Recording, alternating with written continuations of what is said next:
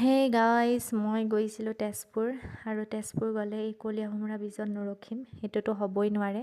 ৰখি কৰি ফটো উঠি আমি চিধাই আহি পালোঁ মহাভৈৰৱ মন্দিৰ ভাগত সোমাই গৈ ভাবিলোঁ আপোনালোককো ভিডিঅ' দেখাই দিওঁ। মই আগতে আহিছোঁ কিন্তু ভিডিঅ' কৰা হোৱা নাই, এইবাৰ ভাবিছোঁ আপোনালোককো দেখাওঁ। এয়া সোমাই আহিয়ে বাবা ভোলানাথ, ইমান ধুনীয়া বাপৰে। আৰু মই বাবাক কিন্তু বহুত বিশ্বাস কৰোঁ দেই, আপোনালোকে কৰে নে নকৰে কমেণ্টত জনাব। মোৰ প্ৰিয় ভগৱান বুলি ক'লে বাবাই আৰু ইমান ধুনীয়া নিৰিবিলি পৰিৱেশৰ মাজত মন্দিৰভাগ আছে, সোমাই মনটো ভাল লাগি যায় একদম।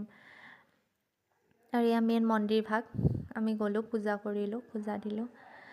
আৰু এই মন্দিৰভাগত বোলে নিজৰ বিশেষজন মানে প্ৰিয়জনৰ লগত আহিলে বোলে বণ্ডিংটো ষ্ট্ৰং হয়, শুনিব পাইছোঁ আৰু সেইকাৰণে আমিও আহিলোঁ, যাতে আমাৰো বণ্ডিংটো ষ্ট্ৰং হওক, আমাৰো সকলোৰে হওক।